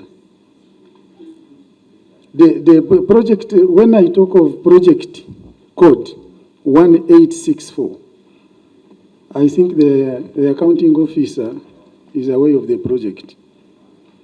And I'm not seeing any activity intended to empower veterans. You are talking of veterans. The other time you talked of distributing seedlings, some small beehives. Those are not real projects intended to empower veterans. Mr. Chairman, they required 21.6 and they are only given 2.4. I wonder what kind of project that they can really implement. And you know, we agree that each one of us, especially from my left, they are potential veterans. So thank you, Mr. Chairman. And Mr. Chairman, the 21 billion that is allocated for pension, Is it clearing the case backlog? Is it clearing the West Nile ex-combatants? Where is it? Because we have around 30 for case backlog. I think 30.8 for the case backlog. So you need to clarify this. Okay, thank you. Thank you so much, Mr. Chairman. Thank you. Two more and then you respond. Honorable Museveni. 30.8 billion. And nothing is provided in that pension backlog. Okay. Chair, these are people who serve this nation. Some have died. Others are still working. Now I consider enhancing the pension. B, there is the enhancement of pension for veterans retirement in financial 2025. But nothing is provided to clear. At least, even if we don't clear, but you provide some money for these people. Everywhere, you find people who are still claiming their pension. But you find that now here, I am wondering how they prioritize. Why is it that at least they also give them some money? You find they bother us even in our constituencies. You find people who are falling under this docket, but we have no answer to tell. So I would request, if it was possible, they be. Unfortunately, Honourable Minister, the law has delayed, because those would be one of the questions put to rest by the new amendment of the UPDF Act. So you will, but yes? That is my question, Chair. Thank you. Honourable Olanya, then I come to you. Thank you, Mr. Chairman. Mr. Chairman, on page 15, the accounting officer is talking of election security of 138.4 billion as far as election is concerned. Mr. Chairman, I would like to find out. I thought the responsibility of election is for the Electoral Commission and the police to provide security. But now, I would like to know what this money is meant for exactly as far as election is concerned. Thank you, okay. Because it's not in for UPDF. Our UPDF, their roles are quite different from involving themselves in the election. So I pray that this money should continue to be under shortfalls so that our election is not disorganized too much. Number two, Mr. Chairman. Yes. Under the arrears, we have our gallant sons and daughters who served in Somalia, and they are ever calling members of parliament. They are ever telling us that they work in Somalia, now they are back into the country, their money are not paid. So I would like to find out from the minister and the PS, all their complaints are, it's not about 3 years down the road. All those when they go, they come and they keep on complaining. Either complain that some month they are not paid. So can we really find out exactly the plan for the ministry in clearing our combatants who serve outside the country? And three, about the new uniform on page 11. I have seen that you have put some budget and you are saying you are transitioning to the new uniform. And right now we have seen UPDF has so many different type of uniforms. And which one again do you want to go to? Maybe you can demonstrate and illustrate for us the color we see. When they say new, yes, which one is new? No, they are saying they are transitioning to the new uniform again.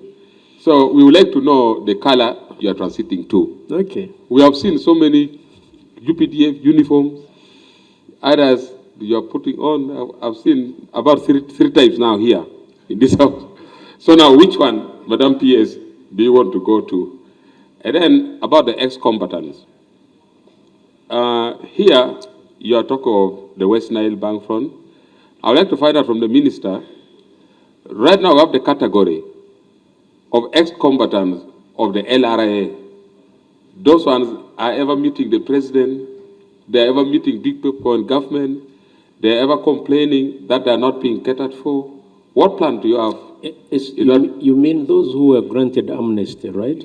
Yeah, we have those who serve an LRA, Lord Resistance Army. LRA. LRA. You mean N? LRA, Lord's Resistance Army. Okay. Of Joseph Kony, of Lakwena, and those ones. Our minister, you are not a soldier, that's why you don't know. No. The UPD have already understood. So for you, if you don't know what LRA is. I think he means the Lord. I'm not a soldier, that's why I'm not understanding what a soldier is saying. Exactly, yeah. Yeah, you're not understanding. So ask the officers, let them explain to you. So we have those ones, the ex-combatants who served under the Lord's Resistance Army and those Lakwena Army. And right now they are meeting government.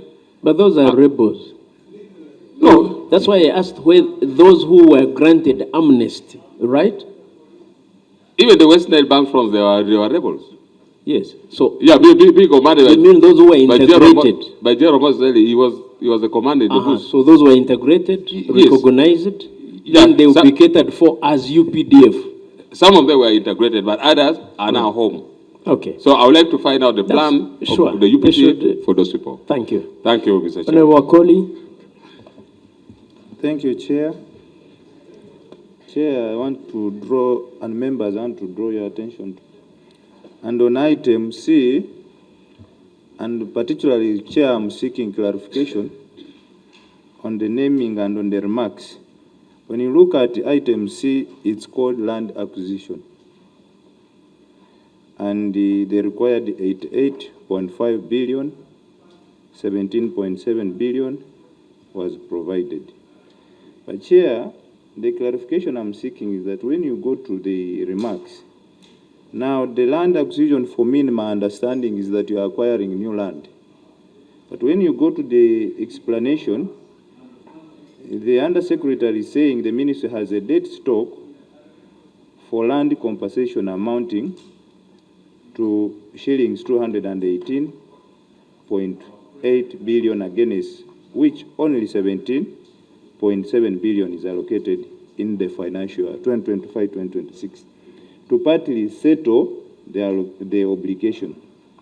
So the clarification I'm seeking, is this money for compensating the land which UPDF is already sitting on, or is for acquiring land? But then still, when I go to the computations, Chair, it says that out of the 18.8 billion, 17 which has been required leaves a balance of 201.8 billion. And she goes further to say this could be paid in 2 financial years, starting with 8.5 billion in the financial year. Still, even if it is paid in 2 financial years, it does not amount to 201.1 billion. It only comes to 177 billion. So I do not know whether her computations are the ones which are wrong, or she has done it deliberately. But I would request the Chair that next time maybe for us to understand better, land acquisition and land compensation is very different. Me, I would imagine land acquisition is that you are buying new land. But now when you come and say, after saying acquisition, then you say compensation, for us to understand better, you say land compensation, then you come and give us this literature. It will help us. Because the narrative is different. Honorable Choto, then Honorable Sechiko. And introduce yourself. So you came. Him representing people of Ethiopia West, being the district and a member of this committee. The issue of the operation in Southern Sudan, part of this financial year or is part of? Okay. Is part of even the other? We have Mlinzi Wakimia, Operation Shujaa, and even our own Salama kwa Wote. But when you look at page 15, Mr. Chairman, you'll find that Uganda Air Cargo Corporation had zero allocation. And yet, once we have these increased operational areas, the only asset we can use and we can benefit from would be Uganda Eyenkya. Air cargo, because you need airlift capabilities. Why are we not putting money where it really would make much sense? Honorable Minister, why do you want air cargo on ground? On ground, and yet it is supposed to be air. And yet there is more increased operational requirements for this cooperation. But we seem, and we are giving business to private, to private companies. Competing with Uganda Eyenkya. Yes, we are undermining our own, which would be profitable at this point in time. But we seem not to be minding about it, as we even increase our responsibilities. Madam, Mr. Chairman, I would like to agree with the Honorable Olanya Gilbert on the election security money. We thought that once an election period is around, the UPDF is invited by the Uganda police.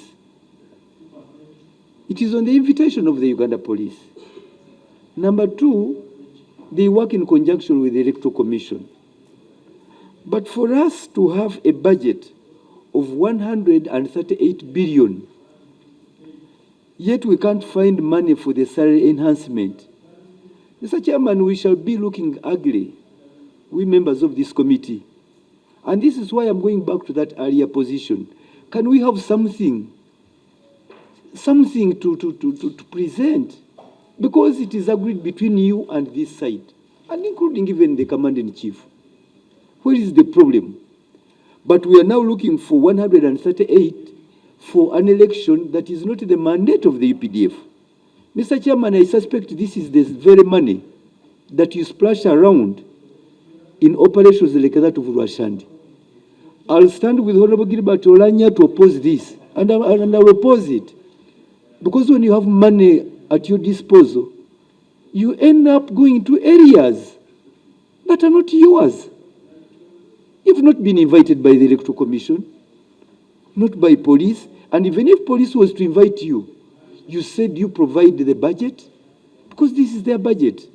And indeed, Mr. Chairman, Uganda Police has budgeted for these operations, electoral operations, and the Electoral Commission have catered for the same. So, Deputy CDF, how are you able to convince me that this is an innocent and patriotic activity you are undertaking? Which, when we see now, you are abusing this. You are abusing these resources. You are putting your personal interest in this, not the UPDF. Mr. Chairman, that is why I will be with Honorable Gilbert to request the entire big house to pray that it remains shortful. Even if you smuggle something to eat, we shall condemn it and we shall pull it off. Because you don't seem to be. You made your point, yeah, Honorable Musajja. Okay. And we know that the role of UPDF is to protect our borders from external, even during the time of elections. But we are saying that it has a zero, it is budget neutral. So that was an explanation the minister gave the other time. But Honorable Chair, I come back to the issue you raised on equipment for food and feed program. Actually, this is another cash cow that the UPDF would exploit if they could pump in, and they're saying it requires 154.3 billion. And this one would help to even elevate the problem of food shortages and even the budget on the feeding program. I want them to exploit that, and next time when they come, they should have, like you requested for a business model, they should tell us how much, or if the one in charge of this department was around, the engineer, you could tell us really. Is that General Ola or? No, this is a feed. There's an engineer. That's not under NEC Agro. Actually, if we could be given this money, how much Engineer Simon. Yes, that one would help us. Engineer Simon, where are you? Okay, but he should, he should develop a business model. Then also, Chair, when you come to the ministerial policy statement, this is page 46. I want clarity on this. There is special meals and drinks, and it has something like 200 and it has that amount in billions. Then welfare and entertainment, it has that amount. I want an explanation. Then my colleagues talked of consultants, but there is also here, there was also here professional services. Professional services, and it has 50 billion. You know, Chair, we must, as the committee, we must look for money. Maybe within this just budget. augment your point. Yes. From accounting officer, the second budget call circular for 2024-2025 actually banned consultancies. Says there has been sufficient expenditure and investment in building internal consultancies, capacity building. So his point, you have to comment vis-a-vis that. Why the budget call circular now hasn't commented? Because he already guided. So go on. Thank you very much, Chair. Because even when it comes to professional services, UPDF has been building capacity in terms of engineering, in terms of medical, in terms of research, R&D, and it has that huge amount. I want an explanation. Then interest on domestic debts. Yeah, actually, my colleague raised it, but it comes to something like 2.38 something. 200 huge figure. Comes to a very huge figure. I want an explanation. Thank you. Then on land, does this compensation, the money provided on land, does it include our SACCO land? And how have you rested our SACCO debt? No, that one was done during a supplementary. Thank you very much. Thank you, Honorable Keyo. Honorable Adenitwe, then we give a chance to... Says, where we have a shortfall of 44.5 billion. Then when we go to page 12, we see medical expenses also on travel abroad. So I don't know why they are treated differently, because I thought they would all be, it would be under treatment expenses. Then the second issue is on Defense Forces shop that the popular which is called army shop. I want to know whether goods which are there are sold and will generate NTR. Then the last one is on also on election security, because when I see this budget, of course they have not given the money, but what they are required is more than actually the budget of police is required for the election. So I was also of the view with my colleagues that actually this money should not be provided.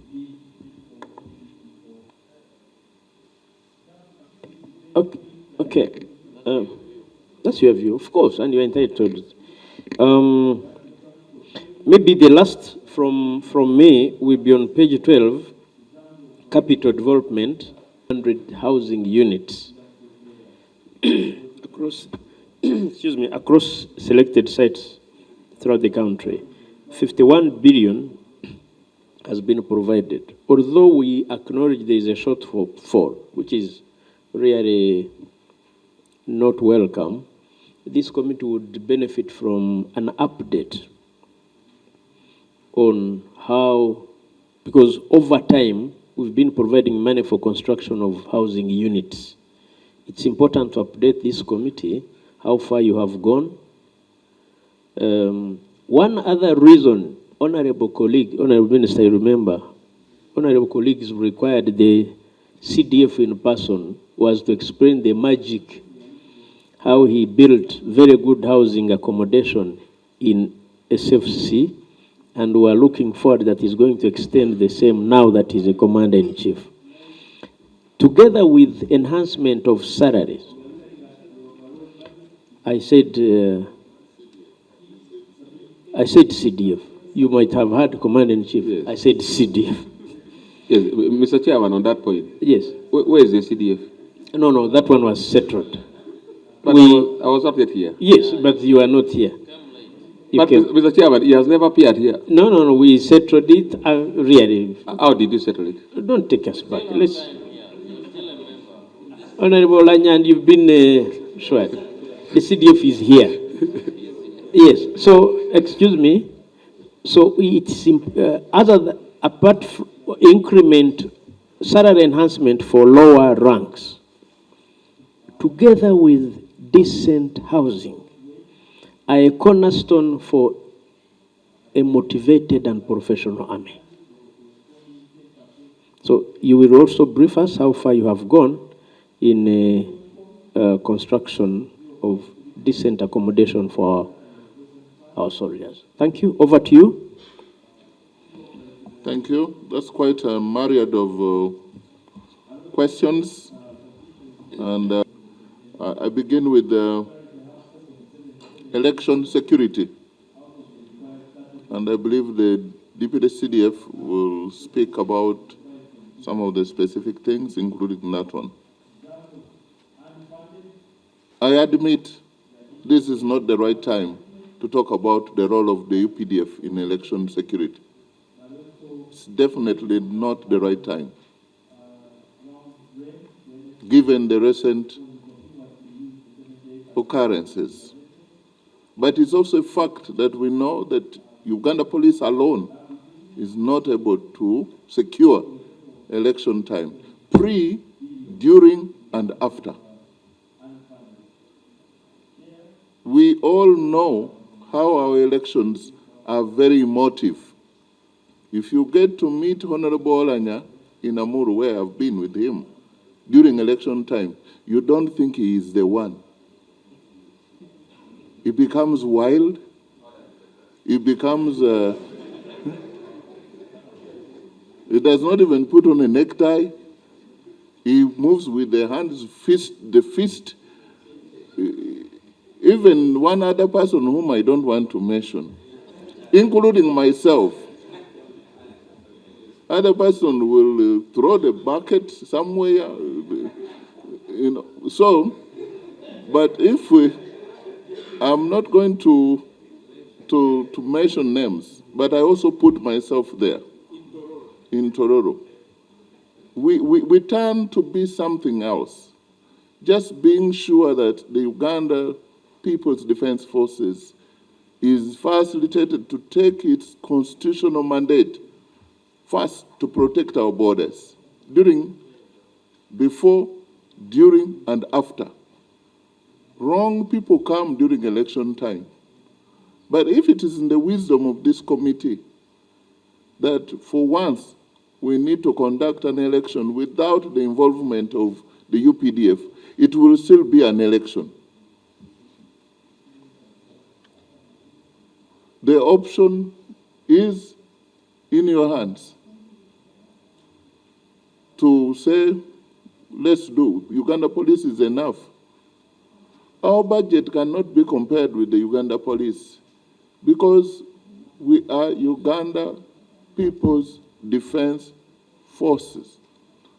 We are beyond, both in the strength, the magnitude, and the mandate. We cannot be compared. And we are only on invitation. Now that you said this committee has processed the budget adequate enough for them to pass on the invitation, and they can also facilitate us, the CDF will make a comment. But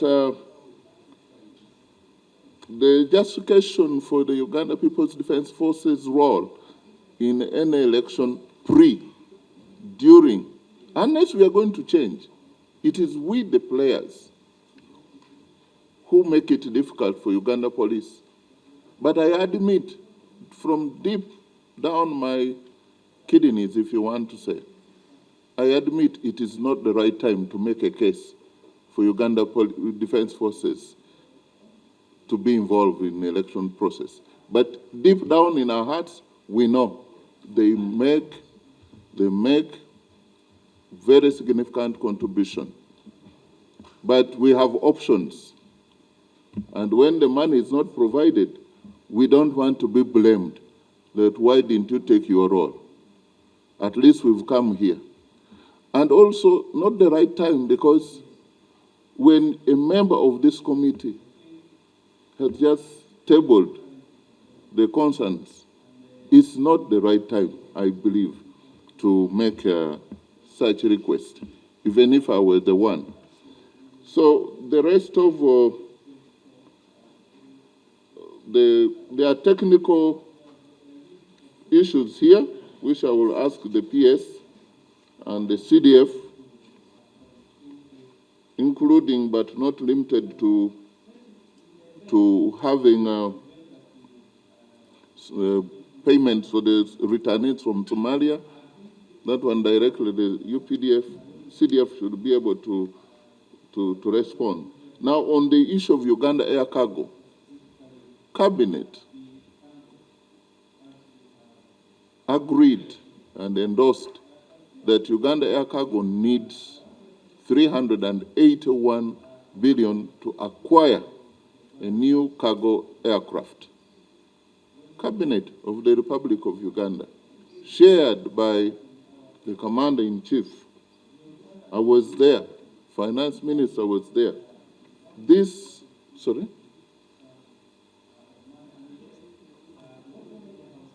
Yeah, and this has been on and on. We have cabinet extract. We put it here because it's our obligation to demonstrate to you that Uganda Air Cargo would do better if they had a new, brand new aircraft. And I agree with Honorable Sechkubo,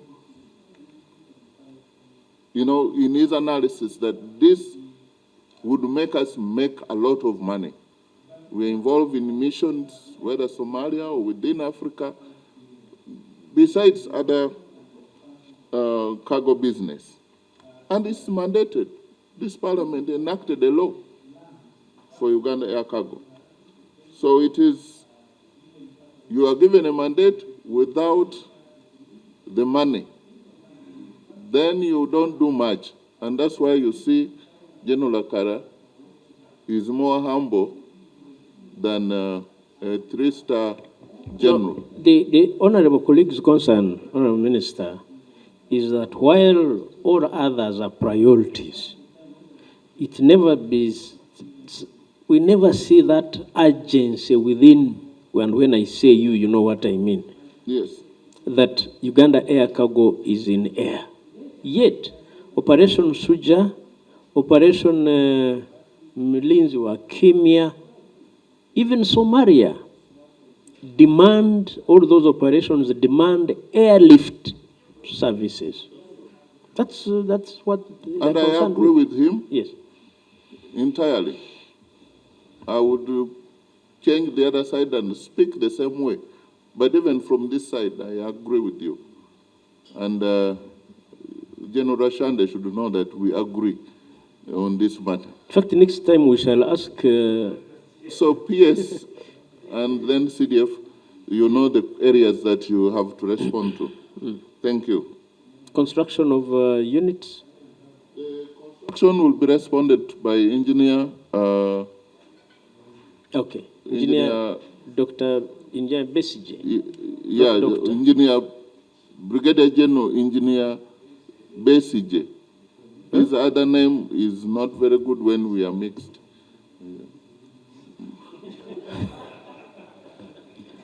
I hope you don't mean Besije.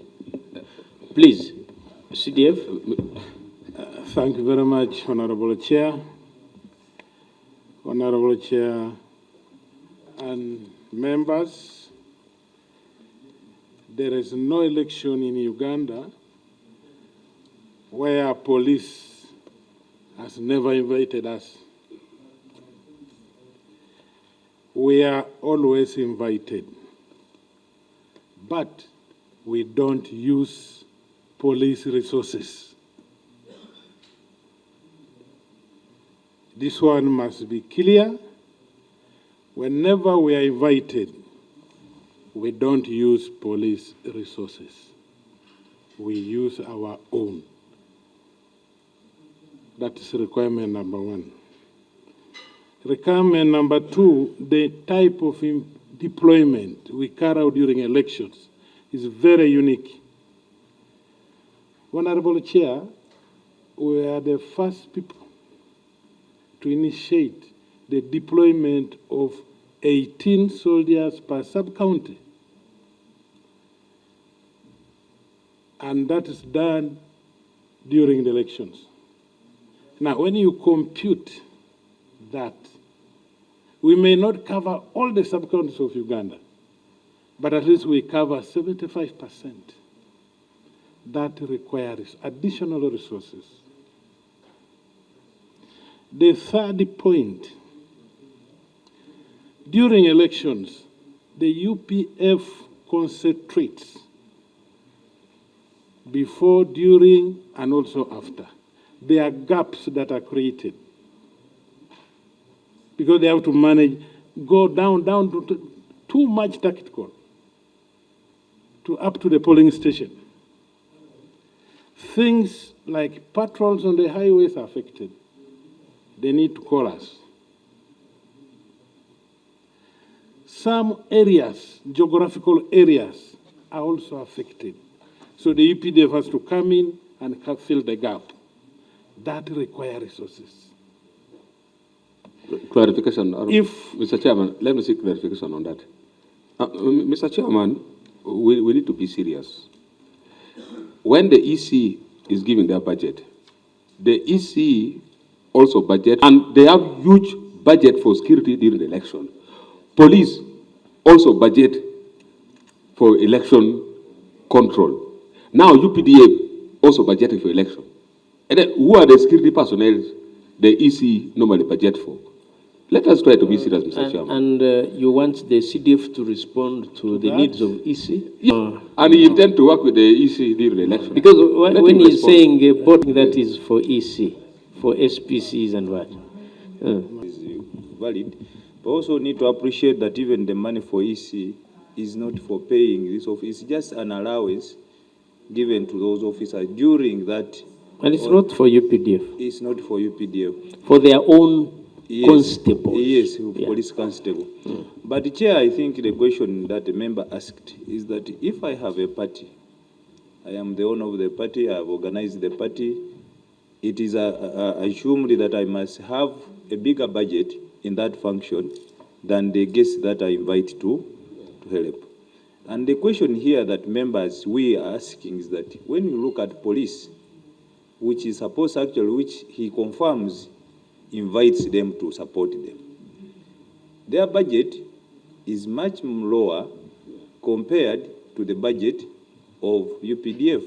And the question would be, which other special activities is UPDF going to carry that are more than for police? That's what we just want the clarification. Is it like border security? Yes. Highway patrols? I think he's explaining. And no, Chair, just to conclude, in the near future, I think, Chair, this is a committee that is mandated to support all our agencies, and we are ever ready. For us to avoid all this, this shows that the police has no 100% capacity to manage elections. Therefore, police, Uganda police, should in the future, of course, we have elections after every 5 years. 5 years. So we should look for a way of 100% supporting Uganda police so that they can carry out their mandate fully. Good proposal. So that we can do away with such questions. Good proposal. That's entirely up to us. Okay. CDF? Thank you very much, Honor, that we have acknowledged that the elections in Uganda sometimes raise temperatures. The temperatures are very high. And now to cushion those temperatures, maybe it is not a subject for now. But as I have already explained, police gets a budget perfect, but when we're invited, we don't use a police budget. Unless we want to try something that we have not yet tested, that we remain in the barracks and police faces it alone. that one is not ours, it is not mine, it is not for UPDF. So, Honorable Chair, that's why we place that budget. And also one of the reasons when we say what is that special, I've already mentioned it. How many sub-counties are in this country? There are many. We go to the police stations, but the police stations are far from the polling station. So we have to distribute the soldiers.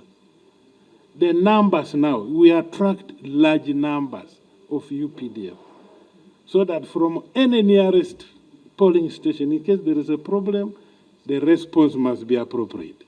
Here, we are looking at appropriate response because of the temperatures we have during elections. That's why that figure was put. Then on the issue of uniforms, Honorable Chair, this question came last time again. What we have done today, Honorable Gilbert and all the members, is to do some sort of accountability. Last time we were putting on ANVI camouflage. ANVI camouflage is what we use for external operations. Somalia, Sudan, because the terrain is almost similar. Today we are putting on Woodland. This is your uniform, which you have bought for us. This is Woodland, the one we are putting on today. Woodland is purely for internal operations. You can even see it depicts the vegetation of Uganda. So this is your uniform. It is not ours. You are the ones who buy. For us, we just say, put here, add here. But these are your uniform, especially this committee, Honorable Chair. This is your uniform. So next time when we come, maybe we shall come with green. And I will explain as a chair of the dress committee in UPDF. AMVI for external operations, Woodland for internal operations. So we shall be doing this accountability each time we come here. Just allow us. Honorable Chair, the issue of payments. First of all, I think it is not true that we have soldiers who have stayed for 3 years without being paid. Those who have been in the mission in Somalia. No, that's not true. That is not true. The records we have, Uganda 37, 38, 39, 40, have been cleared to zero balance. These issues were there, but we have harmonized with the African Union. All of them have been paid. All of them. Honorable Gilbert, that man disturbing you or that lady, you ask him or her, which Uganda battle group do you build? Were you? All the Uganda 37, 38, 39, 40 have been cleared to zero balance. Nobody is demanding. Uganda 41 and 42 are still in Somalia. If they are the ones disturbing you from the mission area, their money will be paid. So that one we have cleared. Chair, we appreciate sincerely, but we shall check with our constituents to get the exact position. And yes. Maybe, Honorable, this is augmenting yours. If such a cases are found, where should they report? In case of any complaint, we have a desk. Yes.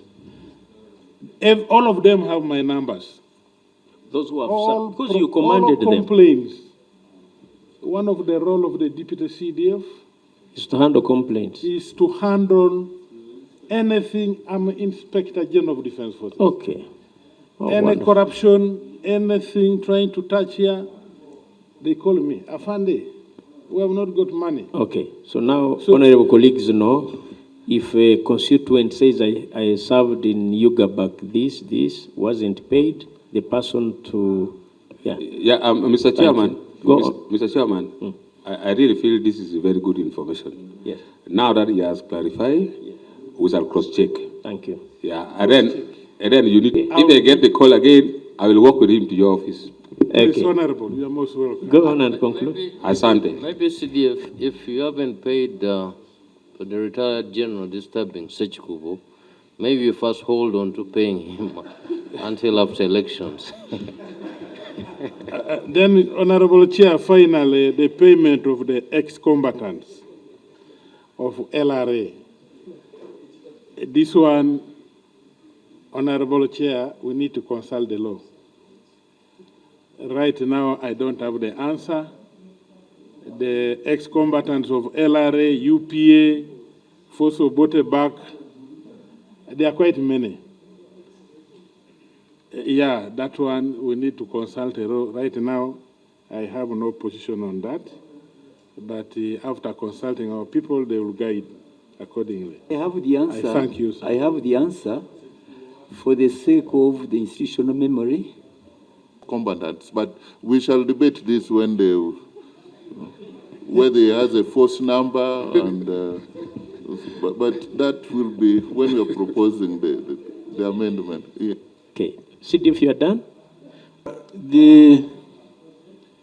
In 2019, the UPDF and Ministry of Defense carried out a feasibility study, detailed feasibility study, for construction of 30,000 houses in UPDF barracks. And this project was admitted in the public investment plan, costing 3.8 trillion. The whole idea was that the Ministry of Defense, using its budget, cannot have an impact. So the Ministry of Finance advised that we do it as a project so that they can fund it separately. So in the meantime, as we are waiting for that funding, our budget has been 16 billion per year. It is only that 2 years ago it was increased. Out of that 16 billion, we have managed to construct some houses for which some of them you saw in Ichigungu as follows. Runyo in Entebbe, 110 houses, 3-bedroom new houses. Chigungu also in Entebbe, 20 houses. Makajo in Mubende, 10 houses. Ruhenjere in Mbarara, 10 houses. Achoripi, that is for 5 div, 56 houses. Mburamezi, that is in Kanungu, for 2nd div, 60 houses. Matanye, that is in 3 div, 60 houses. Bondo, that is for 4 div, 60 houses. Mountain Division, the Kachomia near Semuliki National Park, 60 houses. Filidatirade, Nimasindi, 40 houses. Nakasongora, that is for the Air Force, the pilots, 120 houses. Then Changwari, for 1 div, 60 houses. We have also constructed 10 new brigade headquarters for the Land Forces infantry, the Land Forces brigades, and then training schools. Kabamba, Kaweta, and other training schools. Yes.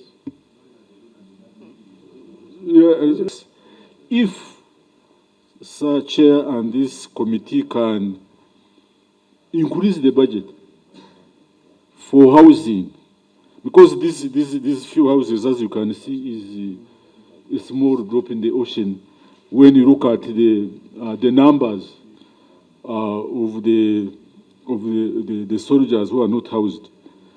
So if I can get more funding, for example, if I can get like 100 billion per year, I would be able to increase on the stock. Like if we can construct like even 2,000 houses per year. Since finance gave you a green light to treat it as a project, have you looked for somebody who has clout with whom you can partner and develop that? Because it's a critical need. Uganda Eyenkya.